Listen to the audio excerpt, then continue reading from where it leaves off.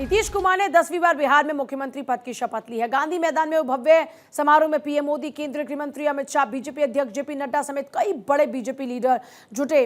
Deputy CM के रूप में सम्राट चौधरी और विजय कुमार सिन्हा ने शपथ ली और 26 मंत्रियों ने भी शपथ ली, जिनमें 14 बीजेपी कोटे से, 8 जेडीयू के कोटे से और एलजेपीआर से 2, हम और कुशवाहा की पार्टी से एक एक मंत्री बनाया गया है। इस मंत्रिमंडल में एक मुस्लिम चेहरा भी शामिल है। जेडीयू ने जमा खान को फिर मंत्री बनाया है। मैं नीतीश कुमार सत्य निष्ठा से प्रतिज्ञा करता हूं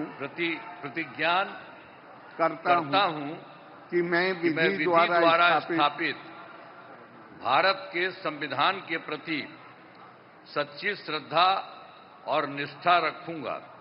मैं भारत की प्रभुता और अखंडता अक्षुण्ण रखूंगा।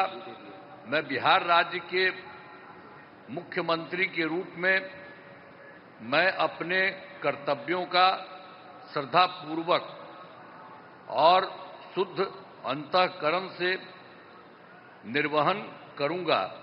मैं सम्राट चौधरी ईश्वर की शपथ लेता हूं कि मैं विधि द्वारा स्थापित भारत के संविधान के प्रति सच्ची श्रद्धा और निष्ठा रखूंगा। मैं भारत की प्रभुता और अखंडता अक्षुण्ण रखूंगा।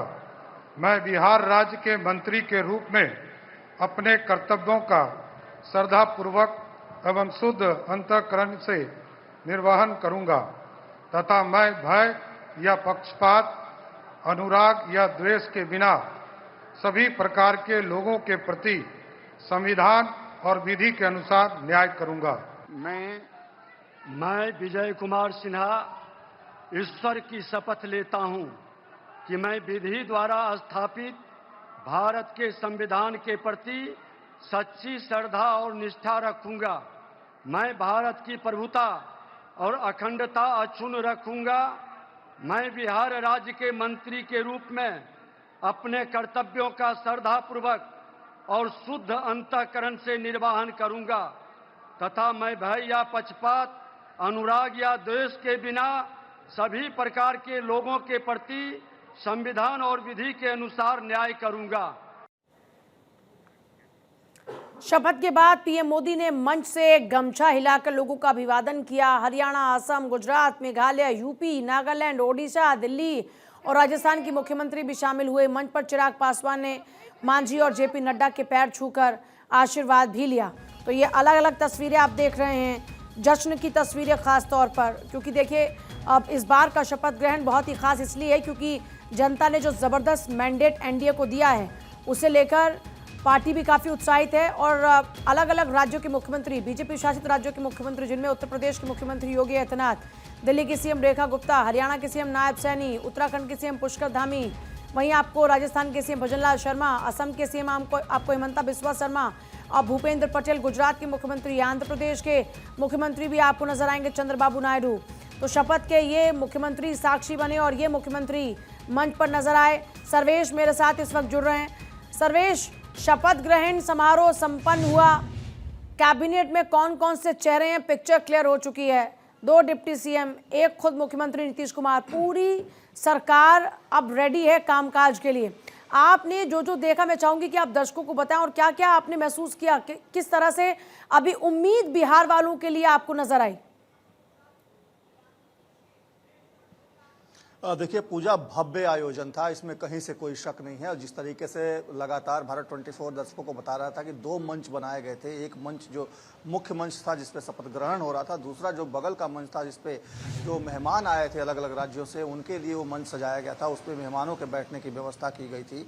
और जिस तरीके से शपथ ग्रहण समारोह के पहले से ही लोगों का आना शुरू हो गया था, महिलाओं की बड़ी तादाद पैदल चलते हुए 2-2, 3-3 किलोमीटर की दूरी तय करके महिलाएं पैदल चल के गांधी मैदान विधानसभा स्थल तक पहुंची थी, क्योंकि वहां पे गाड़ियों की आवाजाही तो बंद हो कर दी गई थी सुबह 8 बजे से लेकर दोपहर 3 बजे तक। हालांकि अब वो इलाका जो है, अब गाड़ियों की आवाजाही अब शुरू हो गई है, उसको खाली कर दिया गया है। अब रोड जो है उसको आवागमन ठप नहीं है। तो एक तरह से कहा जाए तो इस पूरे शपथ ग्रहण समारोह के दौरान जो कुछ देखने को मिला वो काफ़ी अप्रत्याशित था, क्योंकि जिस तरीके से लोगों का हुजूम उमड़ा, जिस तरीके से लोगों की अब सरकार से जो एक तरह से कहें तो जो अपेक्षा है वो कहीं ना कहीं एक तरह से कहा जाए तो बहुत ज़्यादा बढ़ गई है। क्योंकि लोगों को लगता है कि बिहार में जो आधारभूत संरचना है उसको तो नीतीश कुमार ने 20 सालों में खड़ा कर दिया है, लेकिन अब रोजगार और पलायन, ये दो मुद्दे ऐसे हैं जिसको कि जनता चाहती है कि ये इस पे काम हो। और इसके लिए बिहार सरकार ने पहले ही कहा है, जब चुनाव के दौरान ही बिहार के तमाम लोगों ने ये कहा था, जो एनडीए के लोग हैं उन्होंने कहा था कि अब अगला जो 5 साल होगा वो निवेश और औद्योगिकरण का होगा। तो उद्योग धंधे लगाए जाएंगे ताकि नौकरियां मिले, लोगों की रोजगार की समस्या जो है वो दूर हो, पलायन रुके। तो एक तरह से कहा जाए तो ये चीज़ें देखने को मिलेंगी।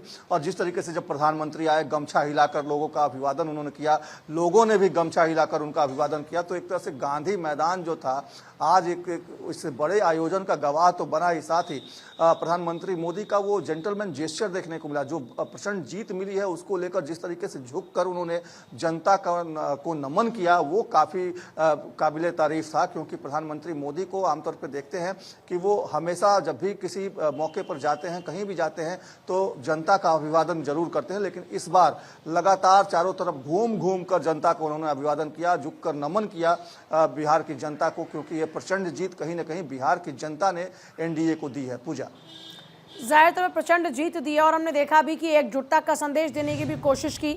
दूसरा, जो पूरी टीम चुनाव में मेहनत से लगी रही जीत दिलाने के लिए, वो पूरी टीम भी नजर आई। एक बड़ा पॉजिटिव मैसेज देने की कोशिश मंच से की गई थी। सर्वेश, बिल्कुल पूजा, देखिए जिस तरीके से बीजेपी ये चुनाव केवल एक तरह से कहें तो केवल बीजेपी नहीं लड़ रही थी, पूरा एनडीए एकजुट होकर लड़ रहा था। 5 दल थे और 5 दलों के अलावा इसमें देखिए कि आप अगर देखा जाए तो एकनाथ शिंदे भी आए, जो कि महाराष्ट्र में वो भाजपा के साथ वो सरकार में है, उनकी मौजूदगी कई बार देखने को मिली। आंध्र के कई बड़े नेता आए, जो दूसरे राज्यों के जहाँ पे बीजेपी की दूसरे दलों के साथ, क्षेत्रीय दलों के साथ गठबंधन की सरकार है, तो उन क्षेत्रीय दलों के भी लोग इस बार मैन टू मैन मार्किंग करके इस चुनाव मैदान में कूदे थे।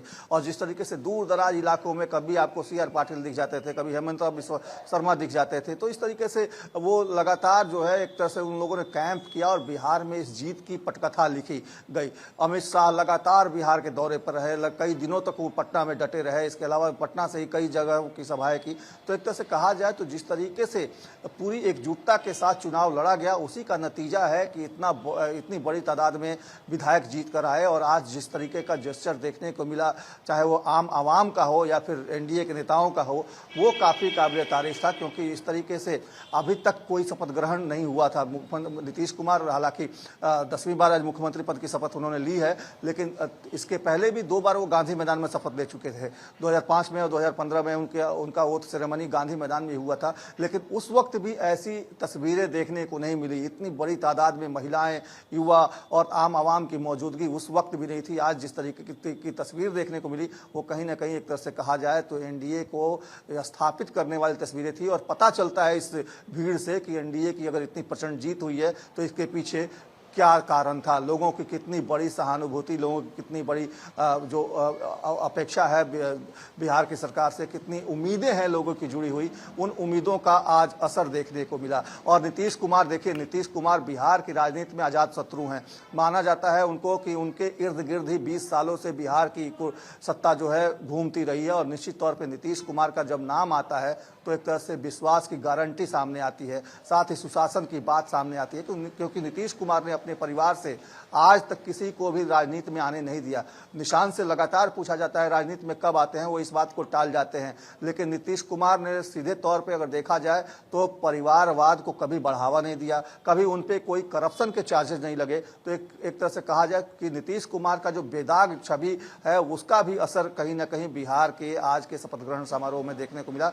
लोग काफी उत्साहित थे, पार्टी के कार्यकर्ताओं में काफी उत्साह था, क्योंकि ये जीत जो है एक एक कार्यकर्ता की जीत है और बिहार की जनता की जीत है, ऐसा मानना है एनडीए के नेताओं का। पूजा, जाहिर तौर पर, और हमने देखा कि जो भीड़ वहां पर पहुंची थी सर्वेश, उनमें भी काफ़ी ज़्यादा उत्साह नज़र आया, लोग काफ़ी ज़्यादा उत्साहित थे क्योंकि ये सरकार उम्मीदों वाली सरकार है। इससे पहले हमने बिहार की सियासत को देखा, बिहार के मुद्दों को भी देखा, लेकिन इस बार हटकर लोग एक अलग आइडियोलॉजी के बारे में सोच रहे हैं। इस बार बिहार को विशेष राज्य का दर्जा नहीं, लोग चाहते हैं कि उनकी मेहनत से खुद ये इस बार बिहार विशेष बने।